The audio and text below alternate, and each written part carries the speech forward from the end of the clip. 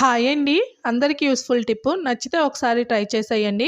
మన ఇల్లు ఎప్పుడూ ఫ్రెష్‌గా ఉండడానికి, మంచి సువాసన రావడానికి మనం రకరకాల రూమ్ ఫ్రెషనర్స్, లిక్విడ్స్ అనేవి కొని వాడుతూ ఉంటాము. వాటి వల్ల యూజ్ ఉంటుంది. కానీ ఎంతో కొంత సైడ్ ఎఫెక్ట్స్ ఉంటుంది. అలానే డబ్బులు కూడాను ఖర్చు పెట్టాలి కదా!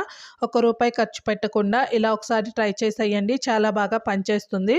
మన ఇంట్లో చాలామంది ఉదయం కానీ, సాయంత్రం కానీ సాంబ్రాణి ధూపం వేస్తూ ఉంటాము. అలా వేయడం చాలా మంచిది అండి. క్రిములు పోవడంతో పాటు ఇల్లు పాజిటివిటీతో నిండిపోతూ ఉంటుంది.